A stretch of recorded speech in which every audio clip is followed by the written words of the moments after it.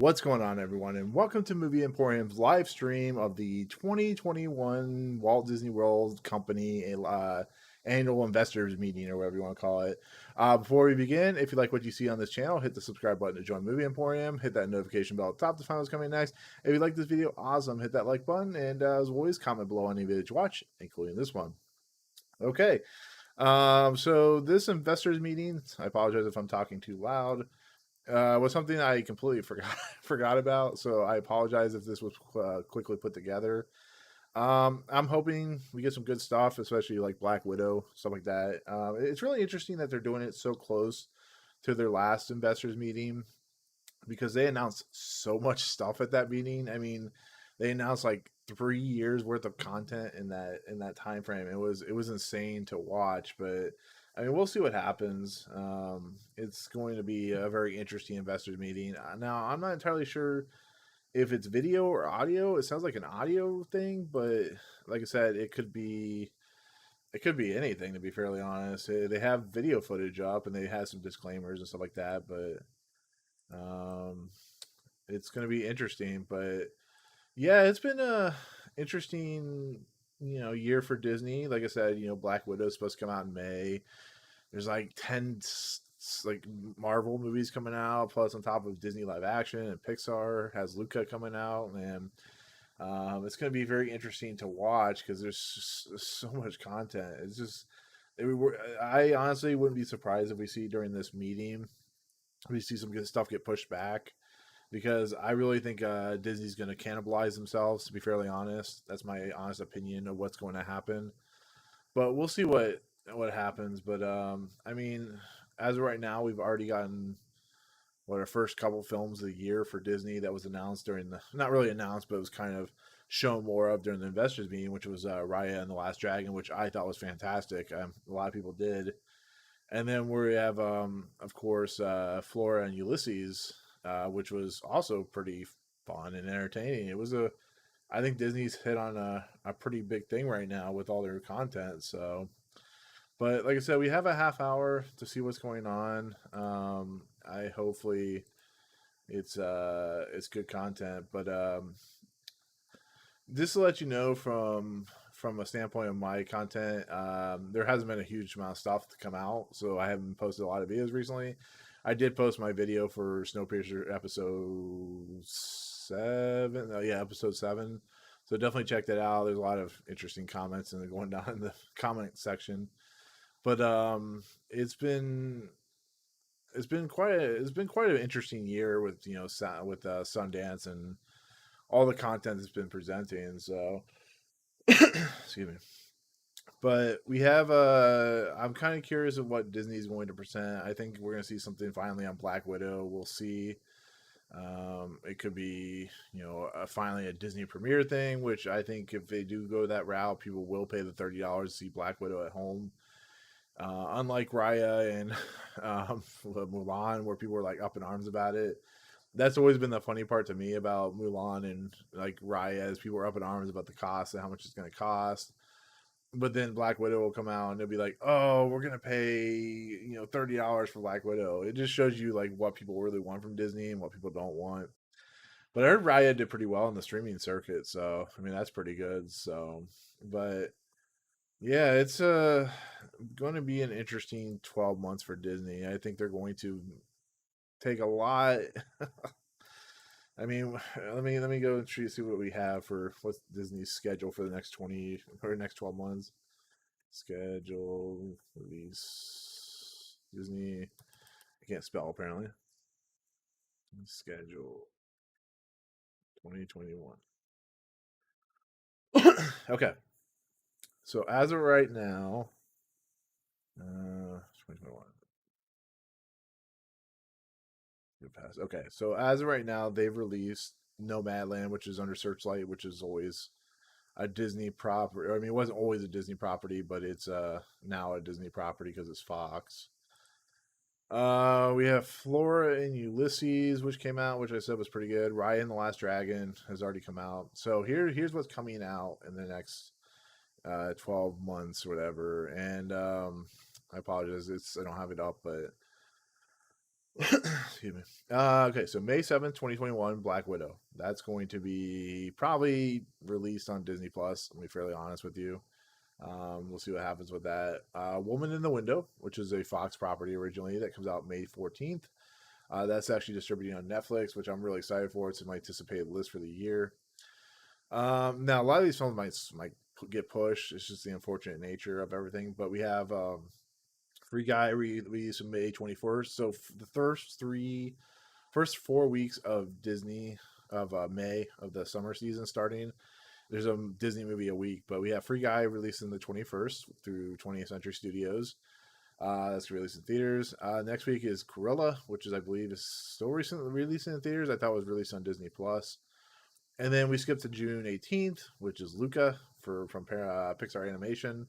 That's actually one of the first films to actually is going to release in the year that it was actually going to release in. So, like I said, 2020 is already a pretty crazy year. So, July 9th, 2021, the second Marvel movie, Shang-Chi and the Legend of the Ten Rings. They'll probably talk about that, possibly, maybe. We'll see what happens. It's not till July, so it's going to be a little ways off. But like I said, I'm not entirely 100% sure how this investor meeting is going to be, but I'm sure it's pretty similar to the last one. So we'll get some good content. We'll get some content that's blacked out and all that stuff. So, July 16th, 2021 is something called The Night House, which is a David Buckner film. Has Rebecca Hall, Sarah Goldberg, Stacey Martin. That's releasing on July 16th. A week later, a week after, a couple about 15 days after that. So 2 weeks later, on July 30th, is Jungle Cruise. Make sure it's not started yet. Which is the Rock and Emily Blunt film, which was supposed to release last year. So that's one of the few films releasing this year that was supposed to release last year. Let's see, August 13th, we got Deep Water, which is an Adrian Lyne film. Did not know he was doing another film, but that's that's the Ben Affleck Ana de Armas film, Tracy Letts. I remember that's how Ana de Armas and Ben Affleck got together before they broke up. So August 20th, 2021, we have The Kingsman. We'll see if that ever releases. It's supposed to release in like February of last year or something like that. So that's going to be a long ways off in August. Of course, we have the Beatles Let It Be, which is, I believe it's the Peter Jackson documentary of the Beatles. That comes out August 27th. So, it's going to be released in Apple, probably Apple TV, I think. September 17th, when they pushed the Death of Nile supposed to come out, so that'll be pretty good. Hopefully that movie's good. I like the first reboot that they did. So, The Eyes of Tammy Faye released in September 24th. It has Jessica Chastain, Andrew Garfield, Cherry Jones, Vincent D'Onofrio. Don't know much about it, but could be an Oscar contender. Ridley Scott's The Last Duel comes out October 15th, followed by Ron Gone Wrong, which I have no idea what that is. Finally, Antlers coming out October 29th. It took forever for that movie, but it's hopefully coming out finally. November 5th, if it keeps its date, is the third Marvel property that's not a TV series, Eternals, which is I'm looking forward to with a passion. Hopefully that's good. November 24th, this is still going. November 24th is Encanto, which is Disney Studios' second film of the year. Hopefully it's as good as Raya, which I thought was amazing.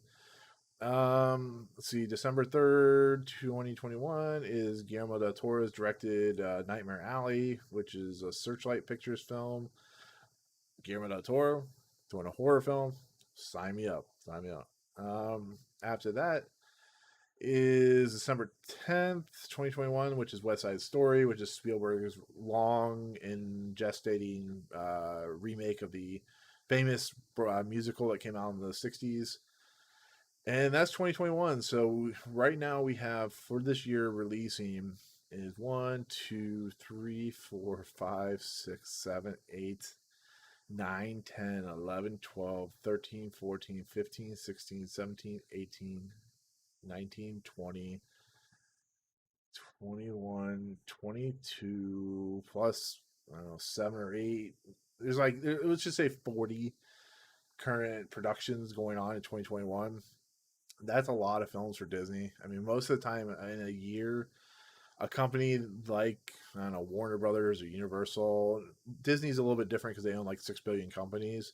But for to have these many films in 1 year, something's going to move or things are going to transition to different dates, and it's just a lot of films. It really is. It's a huge amount of films to watch, and it's crazy to think about because not only are we getting three actual movies from the MCU, but we're getting like four MCU television shows or whatever it is.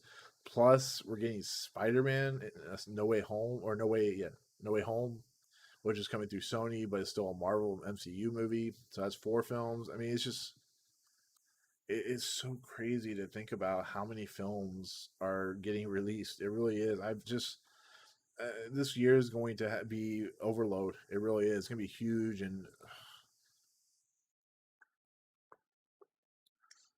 but I can't wait. Like I said, 20. We can look at 2022.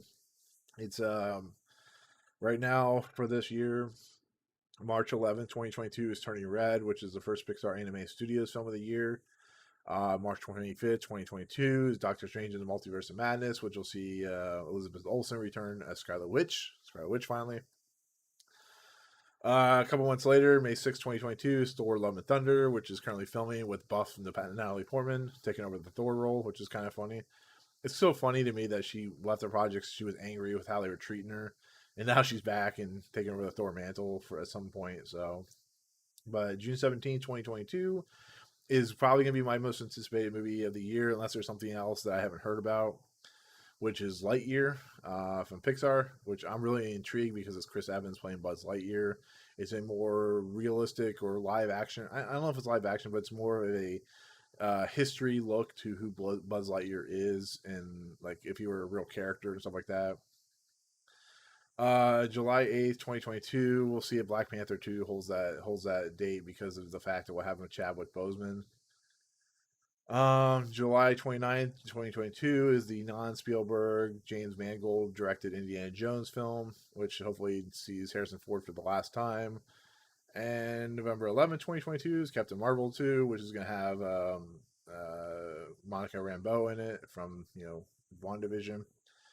And then the rest are Avatar, Rogue Squadron, Star Wars. It's interesting that we're not getting Star Wars for like 4 or 5 years, so or 3 or 4 years or whatever it is. So I mean, it's nice, give it a little bit of a breathing room. But I always thought it was funny that Pixar, I mean not Pixar, MCU Marvel movies can put out like 12 films a year and no one complains, but they put out like three Star Wars films a year and everybody's like, "Oh man, it's too many Star Wars films."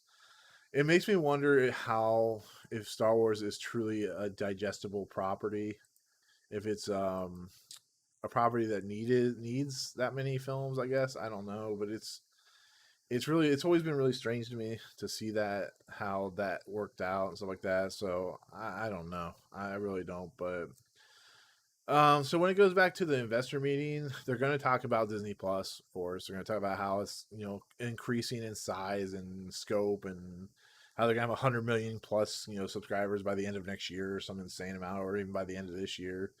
And they're going to go into all these. They're going to go into a lot of these titles because the point of investor meetings are to get the investors excited, to keep their stock up, to keep the investors intrigued. The one thing that Disney has that a lot of companies don't have, that's not Apple or Tesla or SpaceX or whatever, or all these companies, is they have a lot of IP, and that IP can be a huge thing for them. I'm surprised they're only selling for $199 a share or whatever. Actually, let's see what Disney's current market share is. Share price. I mean, 100. They're actually down 6 points or six. Yes, 2.98%. Which I don't know if that's because people are waiting to see what Disney's going to announce at their investor meeting. If they're going to announce it, some really good stuff, changes. Because one movie getting pushed could actually change, a the share markets like dramatically. It's pretty crazy to see. But right now they're selling at $196 a share, and that's kind of amazing to me because you look at something like I don't know, we'll go Tesla share. I should look that up. Tesla share.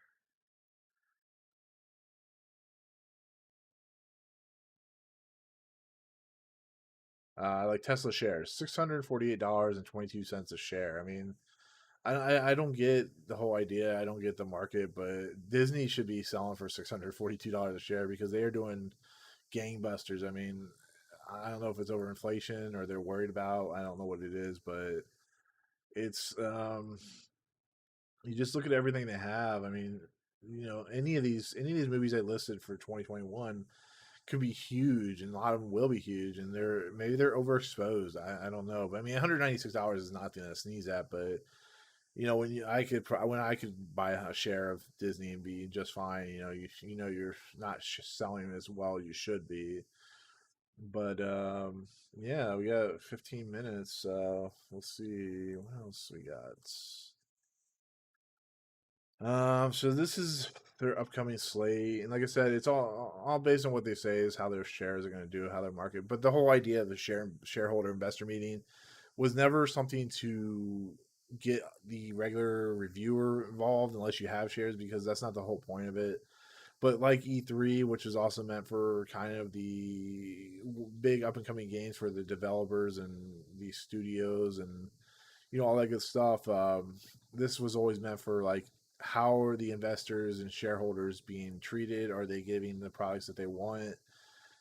And it's one of those things where the the idea of Disney having so much product, but people still worrying about whether Disney can provide is a little kind of funny to me, because they've obviously proven that they have enough product to satisfy the market. It's just looking at all the movies coming out this year and the next year, and you look at all the films coming up, not even dated, with Ant-Man and the Wasp, Quantumanium, Blade, Bob's Burgers, Cheaper by the Dozen, Children of Blood and Bone, Chip and Dale's Rescue Rangers, Diary of a Wimpy Kid, Disenchanted. Everybody's talking about Jamie, which I thought that had a release date, but Fantastic Four, French Dispatch, I thought that had a release date, but apparently it doesn't. Guardians Volume 3, Hocus Pocus, Home Alone, Ice Age, Adventures of Buck Wild, which I don't know where that's going anymore, because they closed down Blue Sky Studios, which is really sad and depressing, but there's no way three anime studios in Disney would have worked. Kingsman: The Blue Blood, Little Mermaid, National Treasure 3. Don't know if that's ever going to happen. Next Goal Wins, Night at the Museum, Peter Pan and Wendy, Pinocchio. Yes, I know it's Pinocchio. Shrunk, which I don't know if that's ever going to happen. Joe Johnston coming back to direct Rick Moranis. People are really not liking Josh Gad as his son, his son in the movie, which is funny. Sister Act 3, which I watched Sister Act the other day, and that movie still holds up if you haven't seen it. It's really a lot of fun. So, Snow White and the Seven Dwarfs. Actually, I completely forgot they were remaking that. I hate I hate these live action remakes. I really don't know why they think that's a good idea. But I mean, they make $1 billion. So, 3 Minute Baby's getting a remake, which I watched that the other day. I thought that movie's still 80s as hell, but it holds up. So, what's Vacation Friends? Not really sure. Stars John Cena, Lil Ray Howie, Yvonne Oroji, Meredith Hagner, Lynn Whitfield, Rob Wisdom, Tawny Newsome. Picked by Clay Tarver. Oh, could be interesting. John Cena has proven to be a funny actor. So, and of course, the entitled Deadpool film, which Kevin Feige announced will be rated R, which is awesome. So, let's see. Still got some time. Hey, Indiana Jones team. I will actually, let me post if you guys want to watch.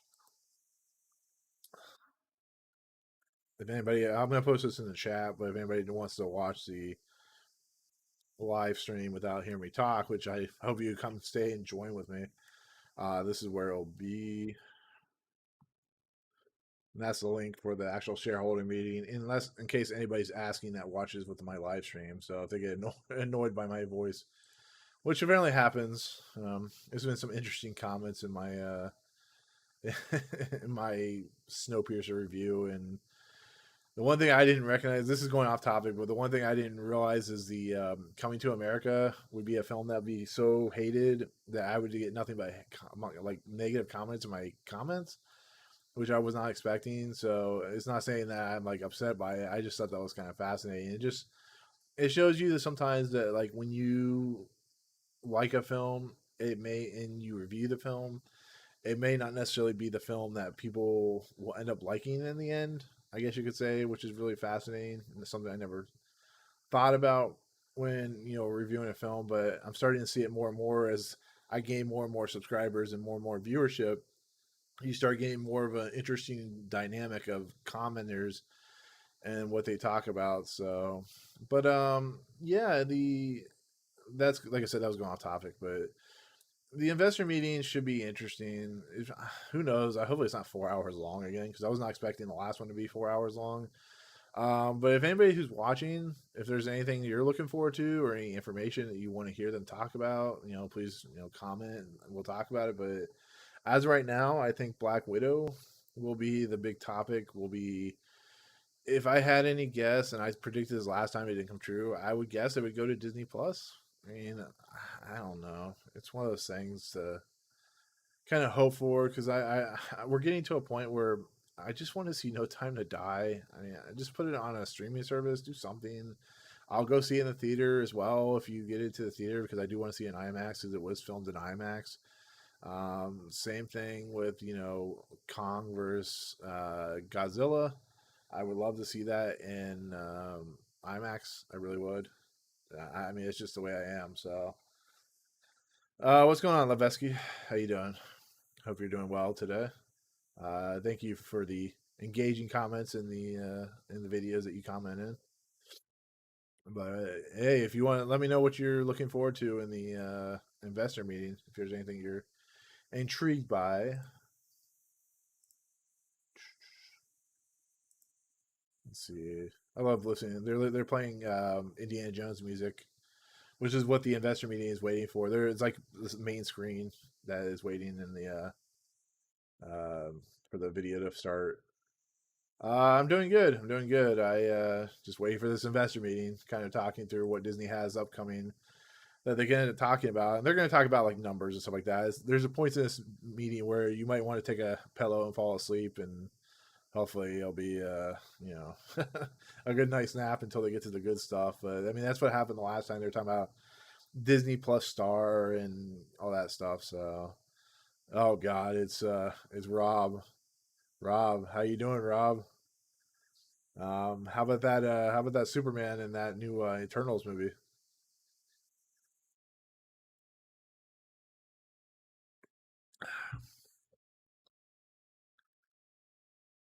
Let's see. I'm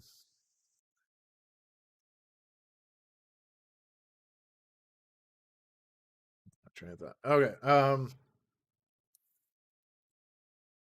You didn't know that? Yeah, he's gonna be the Superman. It's not just Superman. It's the Superman. They have to change it. They have to tweak it just a little bit for it to slowly show up in Eternals. Yeah, watching Snowpiercer all day, huh? How overall outside of these last episode, are you enjoying the TV series at all? I'm finding the second season to not be that great, but that's coming from my excitement from the first season.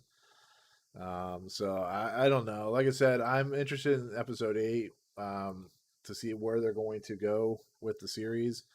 I my biggest problem is just there's too many storylines and they don't ever seem to know how to wrap up the storyline. So that's just my honest opinion. Like I said, episode 8 we'll find out, and I don't know much about what's going on in the next 3 episodes, but I know I will be watching them with hopefully bated effort. Yeah, I agree. It's lacking. I think I'm hoping like I said this in my review. I'm hoping like Lost that it's just a second season slump. That third season will kind of rewrite everything or reconfigure everything. Because if it keeps going down this path, they're going to cancel the series because people are going to fall off of it like flies. And it's just a shame because it has such a great cast in it. I mean, David Diggs is coming off like an amazing career with Hamilton and Blind Spotting and all that stuff. And I don't know. Like I said, when Jennifer Connelly is the best actress in the show, it's really strange. But yes, the Superman is going to be. He can't really fly. He can't really fly like a locomotive or as fast as a locomotive and as fast as a bullet and I think he like drinks beer and can kind of imagine the world spinning backwards. I mean, he is a Disney character. Maybe the Superman's a Disney princess. I don't know. Yeah, so we got 5 minutes. So let's see. So Hancock, I don't know. I mean, possible. Yeah, it's always possible. Hancock. You know, you could probably. Yeah, he looks like Hancock, and he's drunk, and you ever get that like first five, like last 5 minutes before stream starts, and you like run out of stuff to talk about? It's one of those things where like when it comes to shareholder meetings, you have no idea what's going to happen. So you imagine that they're going to talk about all the stuff that you want them to talk about, but then it's always like, in the last 12 months, we've gained 5% over the shareholder mark of 16,000 shares, and our shareholders have tripled in size, and now we have Lando Calrissian, and he's the head of marketing, and it's like, okay, that's entertaining. But like I said, these shareholder meetings always have some good stuff, and it's like what you really want out of it. So, but let's see, yeah, the actors are great. They're really good at developing their characters, but the writing definitely isn't the best. Yeah, it's I saw this in The Stand as well, where the dialogue and the characters aren't well written, but it's being created and show run by like some amazing people, and it's just sometimes I think they get like when it comes to high concept TV series, they get a little too ahead of themselves, and it really starts to show when you get into like some really interesting material and interesting concepts, and it just kind of it starts to fall flat because they start running out of ideas, I guess you could say. um how you doing, Revolution 2? Starts in about 3 minutes, so 12 or 1 o'clock my time, which is 1 o'clock Eastern, so whenever the time that is for you, depending on where you live. So let's just say 3 minutes, from now. So I'll switch over and we'll see what happens. So actually, you know what? Let's go ahead and switch over now so we don't miss anything.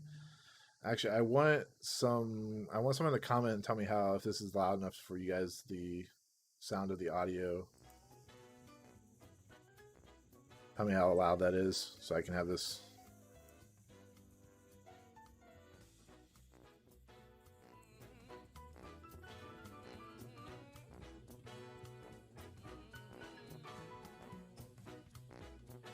Actually, I'm worried I'm gonna get flagged for that, so I'm gonna probably go back here for a second. Whatever you guys are listening to, tell me if that sounds all right. It's too loud or not. I forgot when it comes to that's good. Okay, awesome. I keep forgetting that when it comes to music like that, you get copyright claim, and that's why when you ever see me do a video like um, when it comes to the current state of Star Wars, my thoughts are they could do better. I'm hopefully they're righting the wrongs with having John Favreau and Dave Filoni. I forgot his name. Hopefully they have John Favreau, Dave Filoni, and Patty Jenkins, and all these people doing the work that's necessary to keep this ship afloat. Because I liked Last Jedi. I've always admitted to liking it. I know people hate that movie, but we'll see what happens. They have a lot of good products. Bad Batch comes out this year. I love the Bad Batch episodes and the Clone Wars, so I'm really excited for it. It's just having Star Wars anything is always fun. Something that's not Mandalorian, which I love Mandalorian, but it is what it is. We need more content. What's up, Red Raven? How you doing? Okay, so we got 1 minute. Come true. I could actually sing all the music they're playing. Actually, I really can't sing. I'm not gonna do that to you guys. But yeah, Star Wars. I have such a passion for it. Yeah, I can't wait to hear what's going on too. Like I said, I have no idea. It's not like the last one, so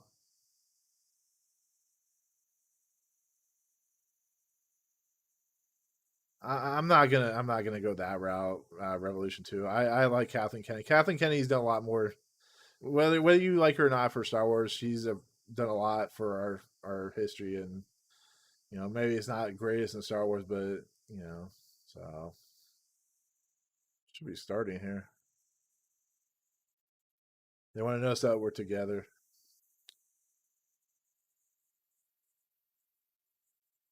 I'm doing pretty good. Red Raven 96.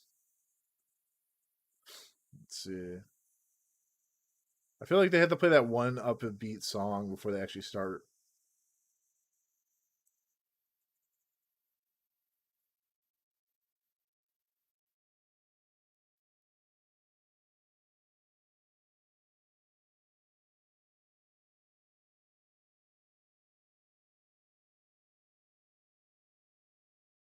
All right, here we go.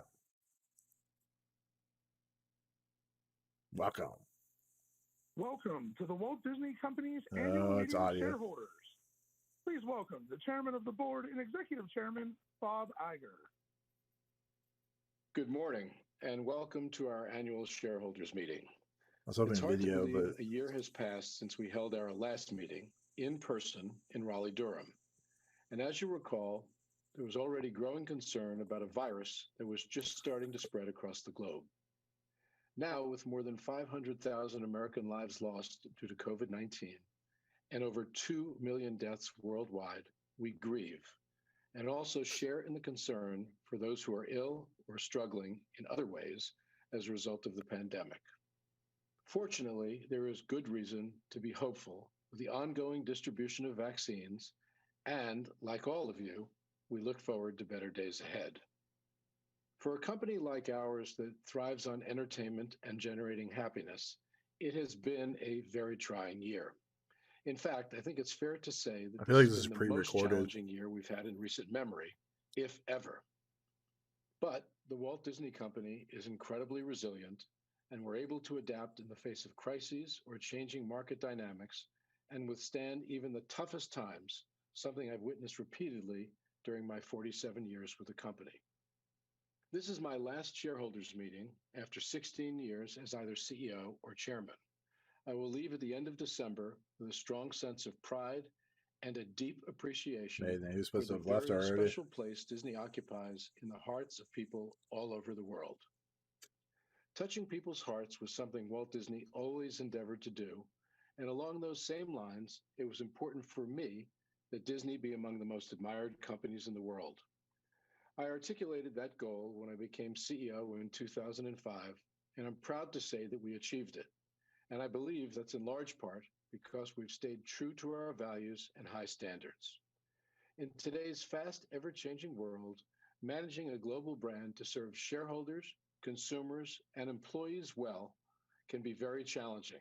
See, I have to go We've through all the. managed to achieve a delicate balance by doing what we think is right and having the courage to stand by our convictions. I can recall being on stage at my first annual meeting as CEO in March 2006. We were in Anaheim, California, and I told our shareholders, creating quality entertainment is our number one priority at the Walt Disney Company today. And that has held true every day since. The high quality of our storytelling is evident in everything we do, and I'm certain that will remain the case for the next 100 years and beyond.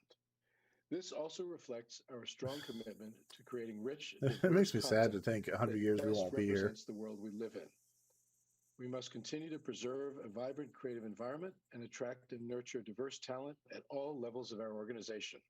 While I'm proud that we've made meaningful progress in the area of diversity and inclusion, the fact is we've got a lot more work to do, and it will remain a top priority.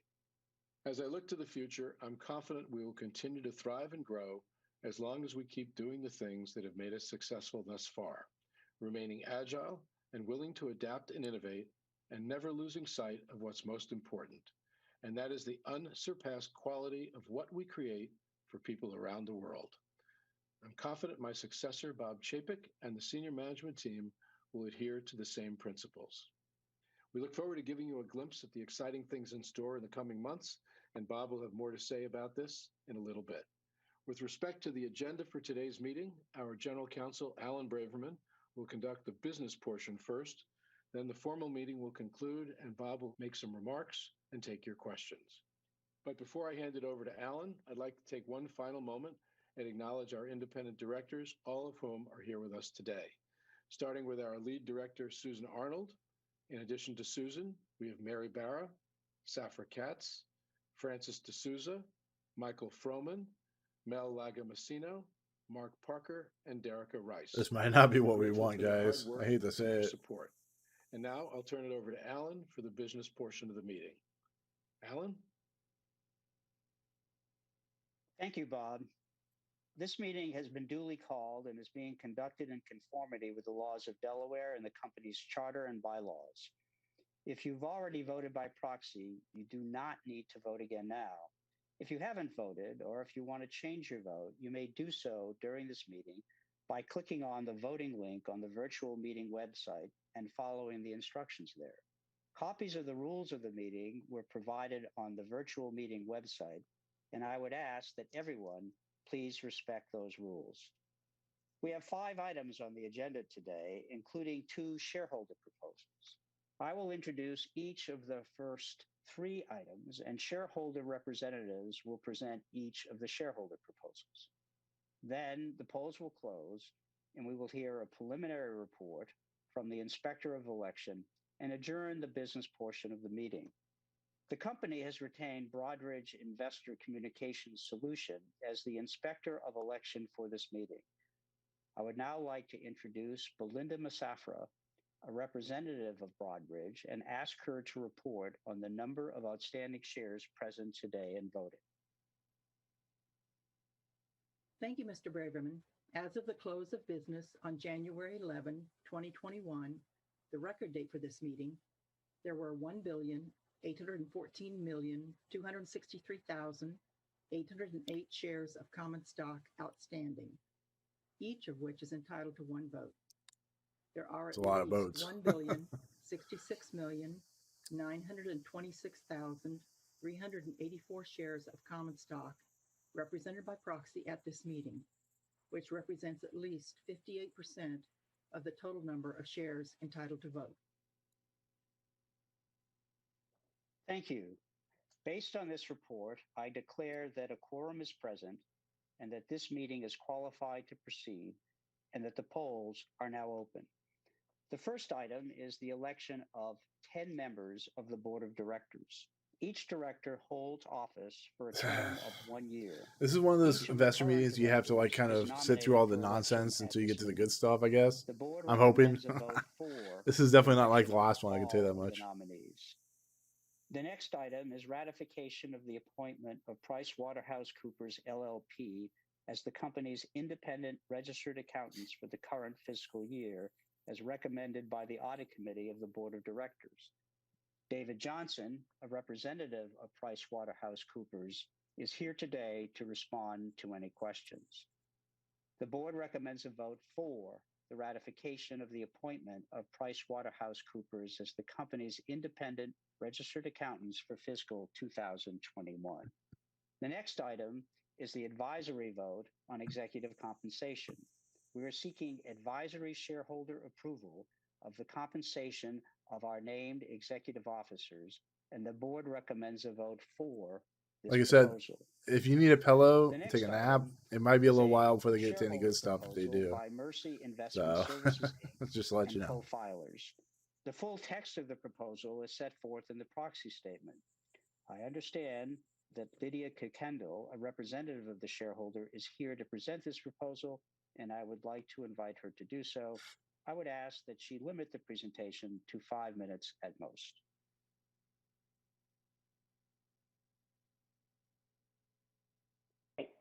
Thank you, Mr.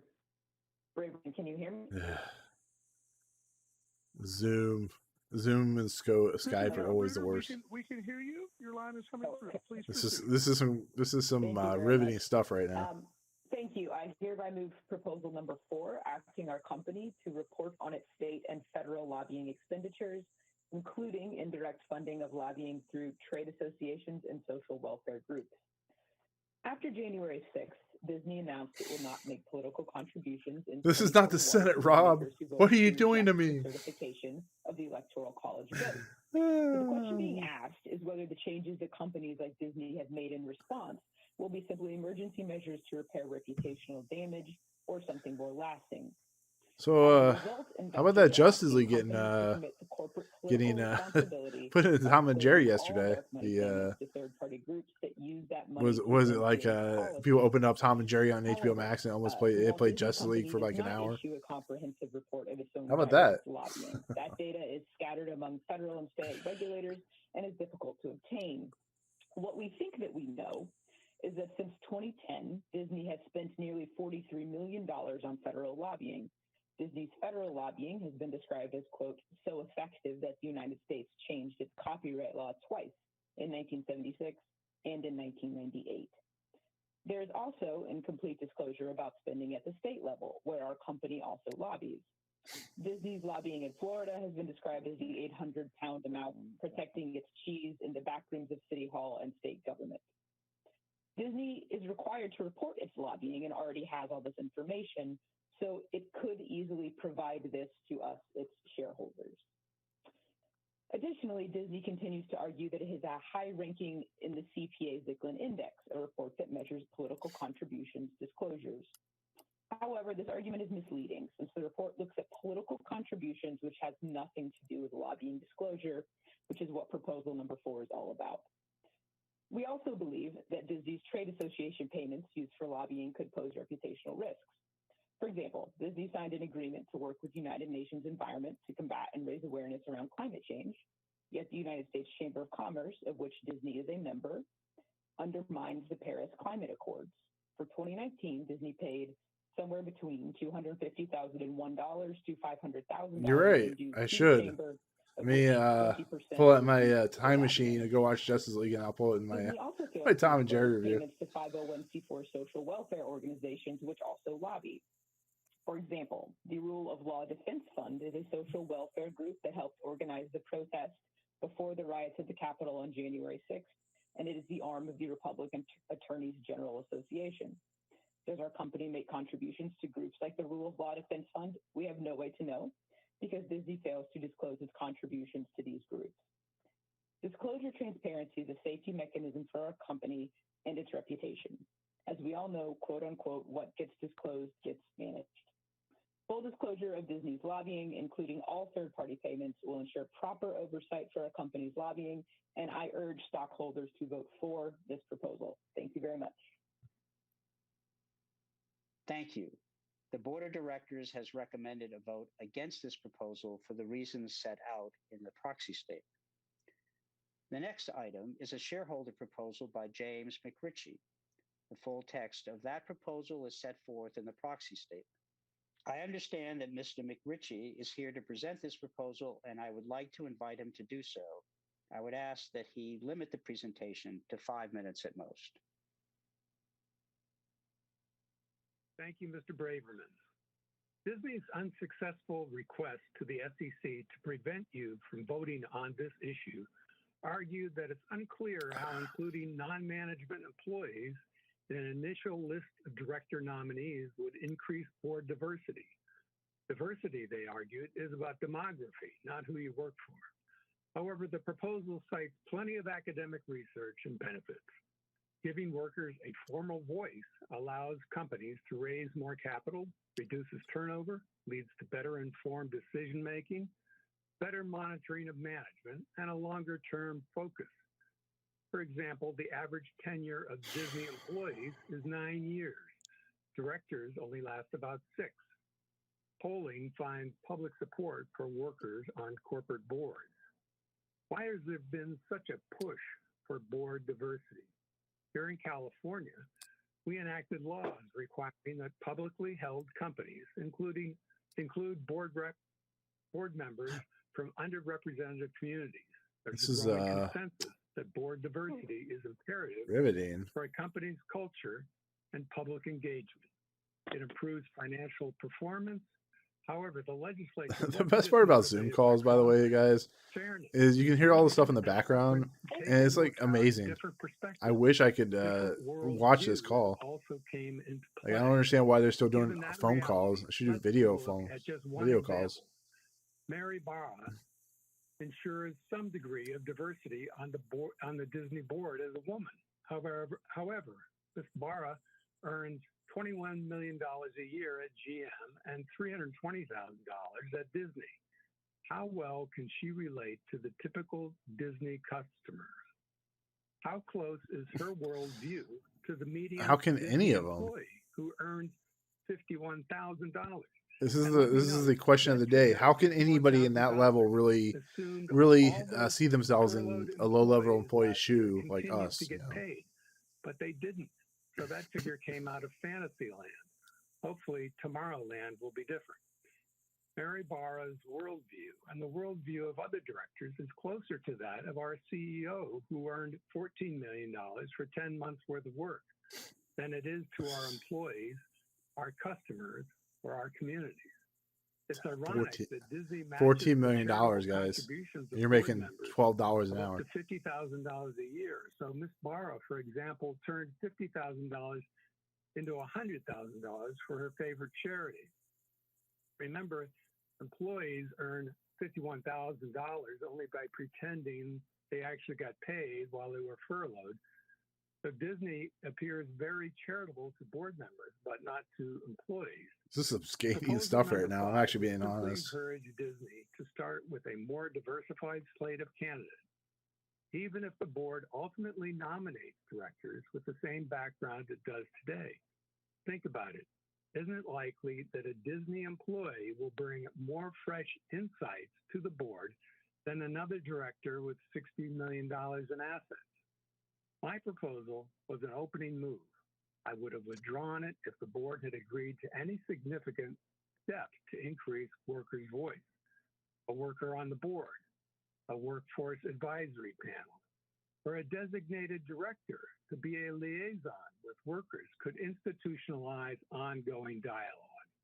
An employee stock ownership plan with trustees elected by employees could have real influence on board composition. Any of these changes would engage and empower workers, leading to a better place to work and a more profitable company. Instead, our board refused to negotiate and sought to exclude the proposal. Thankfully, that bad faith legal maneuver was denied. This proposal is an opening move. I'm interested in hearing from other shareholders, especially Disney employees. Email me at jm@corpgov.net. That's jm@corpgov.net. And if you haven't voted in favor of proposal number 5, please do so now. Thank you. Wow. Good times.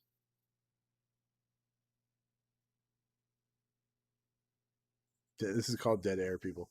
Thank you. The board of directors has recommended a vote against this proposal for the reasons set out in the proxy statement. I think you should get on that, Rob. The polls will now close, and I would ask the inspector of election to give us her report based on the proxies received by the opening of the polls at today's meeting. Inspector, may we have your preliminary report? No, Thank you, Mr. Braverman. we don't want your preliminary Item report. 1, the election of directors. We have received proxies for each director, representing at least 92% of the votes cast. For item 2, ratification of the appointment of PricewaterhouseCoopers, we have received proxies, 56% of shares voting to approve the appointment. Yeah, but this one's a little more Item 3, dry, so relating to executive I would like to go compensation, back to that we last have one. received proxies. I'm doing for good, Wolfpack. How are you doing? 68% of shares voting to approve the resolution. Anything that you find fascinating? 31% against the resolution and 1% abstaining.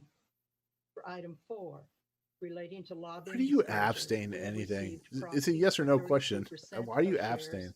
voting to approve the proposal, 66% voting against the proposal, and 1% abstaining.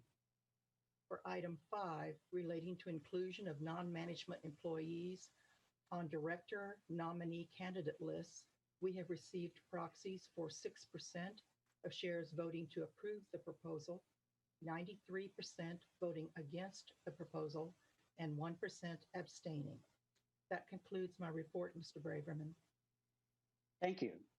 Based on that report and subject to the counting of ballots presented at the Oh, meeting, Rob, final Rob. confirmation of voting results by the Inspector of Election, I declare that all of the nominees for election to the board have been duly elected. Yeah, that yeah. the appointment Unfortunately, I of wish there was more to watch. I mean, you get to PricewaterhouseCoopers see has my been beautiful duly face. ratified, that the advisory resolution on executive compensation is approved, and that neither of the shareholder proposals was approved.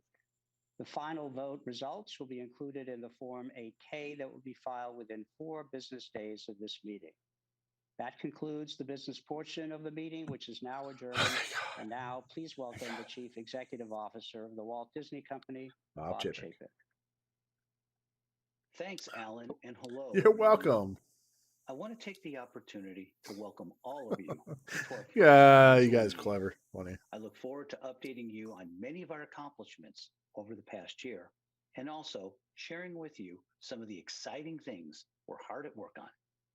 Before we proceed, you heard Bob say that this will be his last annual meeting, and I want to take a moment to express my deep appreciation for his incredible leadership and mentorship. And I also want to say how truly grateful I am for the opportunities he's given me and for his faith in You me. can't deny what Rob Bob Iger's has led done. this So Bob company to Iger, amazing Robert heights Iger, over whatever the you want to years, call him, and I look forward to continuing to build on he's his remarkable legacy. done quite a lot for I Disney know it's been after a tough Michael year for Eisner. everyone. When I assumed the role of CEO in late February of 2020, none of us could have imagined how profoundly the virus would change the world and our way of life. It's also had a significant impact on businesses. Bobby, ours is no exception. gosh dang it, Bobby. However, once again, we've demonstrated our Propane, resiliency during an propane incredibly accessories. challenging period. In fact, we've more than persevered under some really unusual and difficult circumstances. And that is a testament, first and foremost, to the hard work, flexibility, and dedication of our employees.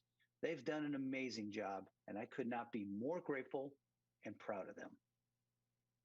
Over the past year, despite the multitude of obstacles, we've remained focused and taken a number of strategic and deliberate steps that have positioned our company for greater long-term growth.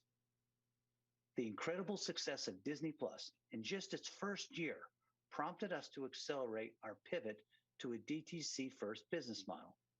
We reorganized our media and entertainment businesses, separating content creation from distribution to align accountabilities in order to better support our DTC growth strategy and increase shareholder value. I don't know why Disney thought enormous the growth success of Disney Plus was going to be so small. which has now surpassed 100 million subscribers, has Okay, I was inspired wrong us to about be that. even more ambitious and to significantly increase our investment. They're going to in the top development Netflix of by next year high-quality if you content. watch.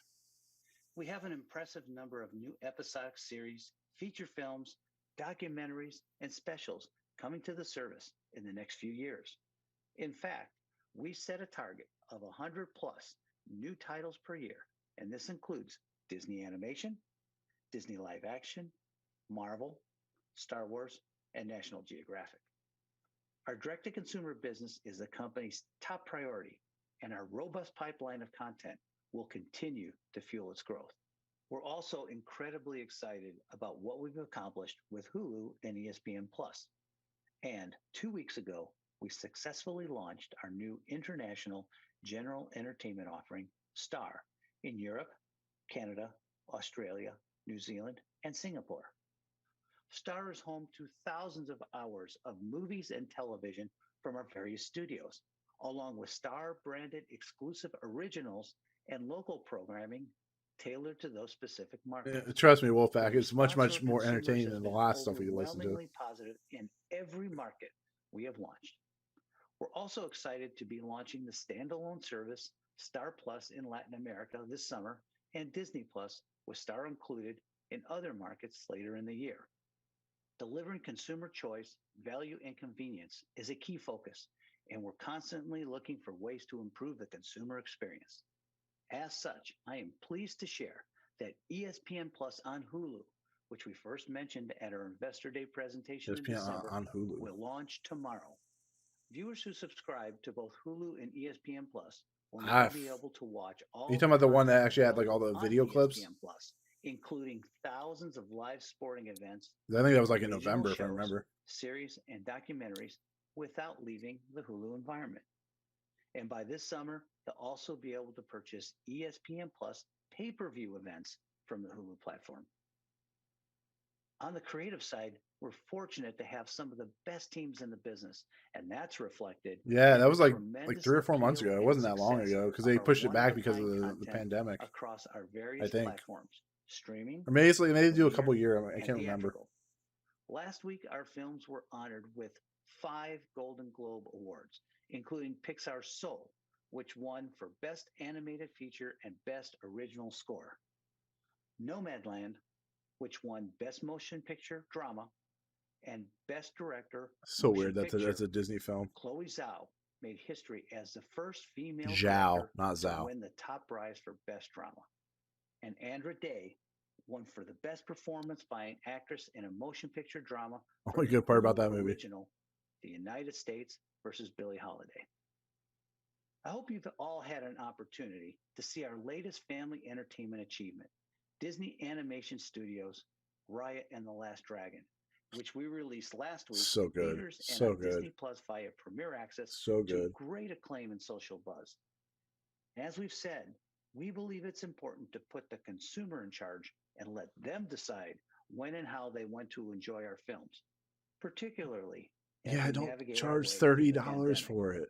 $30 We're is really so excited expensive. about the full slate of films we have in store this year. Next up is Marvel's highly anticipated spy thriller, Black Widow, featuring an all-star cast that includes Oscar nominee Scarlett Johansson, currently set for release in theaters on May 7th.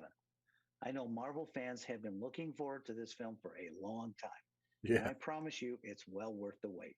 It's absolutely fantastic. One of the most anticipated films of 2021 is Steven Spielberg's adaptation of the classic Broadway musical West Why? Side Story. Like, give us some Due information to about Black COVID, Widow. Stop. we've had to postpone the film's release for a year, and now it's expected to premiere in theaters on December 10th. We can't wait for you to see it. It's phenomenal. I agree. We've It also looks made a number of ridiculous. significant changes in how we manage and operate other parts of our company, particularly our theme parks and consumer products businesses. We believe these and other adjustments will best position us to operate most effectively We'll see how the now pandemic goes and in in May. the post-COVID May it'll environment. be fine. I don't know. I'm proud that I think a lot of we've people are been gonna get able to screwed. reopen our parks with limited capacity and strict health and safety protocols in place. We've done so successfully, and guests have consistently demonstrated a willingness and desire to visit. We have earned our guest trust by being transparent about our protocols for operating responsibly, which then builds further confidence as we reopen closed facilities and expand operations for other sites currently under significant capacity constraints. Fortunately, there's been a decline in new COVID cases nationwide since January, and with the addition of a third vaccine, we anticipate a greater number of people being vaccinated in a shorter time frame. Here in California, we're encouraged by the positive trends we're seeing, and we're hopeful they'll continue to improve and we'll be able to reopen our parks to guests with limited capacity by late April. We look forward to publicizing an opening date in the coming weeks. While last week's announcement stated that theme parks may open starting on April 1st, the fact is it will take some time to get them ready for our guests. This includes recalling more than 10,000 furloughed cast and retraining them to be able to operate according to the state of California's new requirements. I am pleased to say that the response has been great thus far. Our cast members are excited to get back to work. And this is also good news for the Anaheim community, which depends on Disneyland for jobs and business generated by visitors. Overall, we're encouraged by the pent-up demand we're seeing, both in the U.S. and internationally, and we're confident it will continue to grow as restrictions ease. And consumers' increasing willingness to travel makes us even more optimistic about the year ahead. At our parks and resorts, we're moving forward with a number of projects that push the boundaries of innovation, storytelling, and the overall guest experience. At Walt Disney World, preparations are well underway for the 50th anniversary celebration. And as part of the reimagining of Epcot, we're hard at work on two brand new attractions: the highly anticipated Marvel themed roller coaster, Guardians of the Galaxy Cosmic Rewind, and Remy's Ratatouille Adventure, which I'm pleased to announce will open to guests on October 1st in the France Pavilion. Wow, October As you may have 1st. seen, work is also underway on the all new spectacular nighttime show, Harmonious. And I am especially excited about the upcoming new Star Wars Galactic Star Cruiser Hotel. It is truly unlike anything anyone has done before. At Disneyland Resort, the highly anticipated new Marvel themed land, Avengers Campus, is currently scheduled to open later this year at Disney California Adventure. Guests will be able to sling webs like Spider Man and see him soar through the air right before their eyes. We're also moving forward on a number of new projects at our international parks, including the multi year reimagining of Disneyland Paris, which will feature three new themed areas, starting with Avengers Campus, currently under construction. Shanghai Disneyland will celebrate its fifth anniversary this year, When you talk and about work when you continues talk about at the Super park Nintendo Land, on the first I want to ever hear about it. Zootopia themed land. Hong Kong Disneyland recently unveiled the Castle of Magical Dreams as part of the kickoff of the resort's 15th anniversary celebration. And at Tokyo Disney Resort, the largest expansion ever for Tokyo Disney Sea is underway. Fantasy Springs, as it's called, will feature new areas and attractions inspired by the worlds of Frozen, Tangled, and Peter Pan's Neverland, and is set to open in 2023. Finally, Disney Hopefully. Cruise Line is continuing with the construction of the fleet's I want to go to fifth Disney cruise Cruise Line ship, so bad. Disney Wish, with a maiden voyage scheduled for summer of 2022. On other fronts, during a year that was largely absent live sports due to COVID, our team at ESPN has done a remarkable job of finding ways to deliver compelling programming to fans, with unique offerings ranging from critically acclaimed docuseries to live coverage of the NBA season from the now legendary bubble we created at Walt Disney World to the first ever virtual NFL draft. In this unprecedented news year, I think they our did for the 10 great seconds they local talked and about it. national ABC News teams have done an absolutely outstanding job of reporting on the pandemic, the push for social justice, the election, and more. Good Morning America and World News Tonight with David Muir continue to hold the top spots as the nation's number one morning show and evening newscast. Our teams have accomplished a lot over the past year, and we're optimistic for the future. We believe our company is well positioned to further grow our businesses and increase shareholder value. And you don't have to take my word for it. One of the surest measures of market confidence is our stock price, which has gone from a COVID low of $79 in March of last year to a record high in excess of $200 this week. Before I take your questions, I want to say a few words about an area that is very important to us, and that is social responsibility. We just issued our annual CSR report, which details the extensive work that's been done across the company over the past year. The report is available on our corporate website. During this year, when so many people have been struggling as a result of the pandemic, we're especially grateful to have been able to support the communities we live and operate in. Among the ways we've contributed, we provided nearly $27 million in in-kind support, including direct assistance to those most in need. We've harnessed the reach of our various platforms to support large-scale fundraising efforts and to provide critical information, including up-to-date advice from medical experts on how to protect against the virus.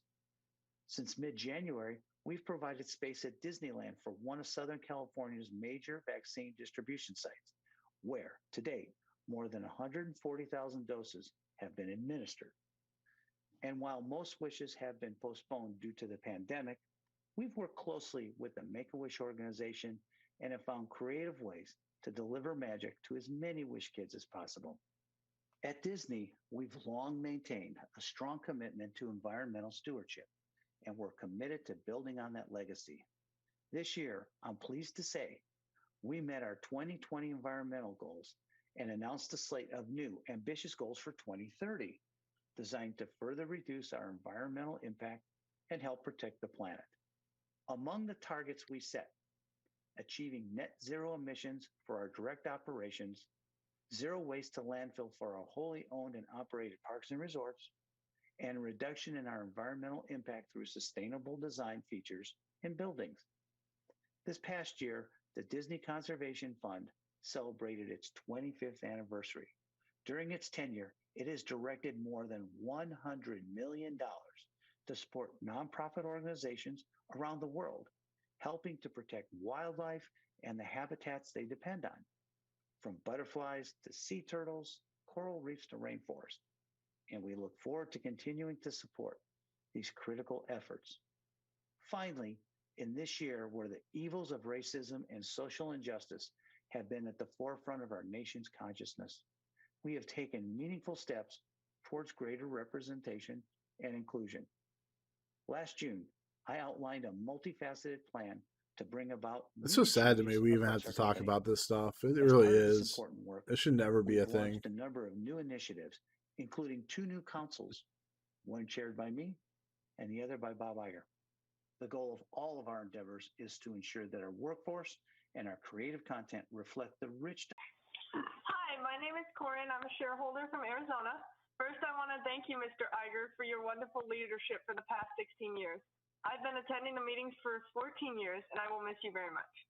Secondly, my Girl Scout troop just finished its cookie sale, and we plan to use some of the funds to rent a theater to see Raya and the Last Dragon, like we have done with several other Disney and Pixar movies through the years. But our local theater chain told us that they were not getting to show the film because they couldn't work out a deal with the Walt Disney Company. So my question is, how does the Disney Company decide which theaters get to show the films it releases? And one quick little request this year is please release Mulan and Soul to theaters so everyone can see them on the big screen. They are amazing films. Well, thank you, Corey, for your question. This is Bob Chapek. We agree with you that Raya is a fantastic. All right, guys. This isn't really what I was expecting it to be, so I'm going to end it there. It just now is a question and answer thing. I don't think there's going to be much more information. If there is, I'll post about it in my Twitter account. But like I said, I was starting to have streaming problems, so it's one of those things where I just think that Disney wanted to do what they need to do for investors, and that's pretty much it. So, with that said, thank you so much for whoever joined me today. You know, Rob and Wolfpack and the Revolution 2 and Red Raven and Lebesky and anybody else who didn't comment. Thank you so much for commenting. But with that said, guys, thank you so much. If you like what you see on this channel, hit that subscribe button to join Movie Emporium. Hit the notification bell at the top to find what's coming next. If you liked the video, awesome. Hit that like button. And as always, comment below on any of it you watch. Did you find any of this information interesting? Let me know as well in the comments. But otherwise, I'll see you guys in the next video. Peace out.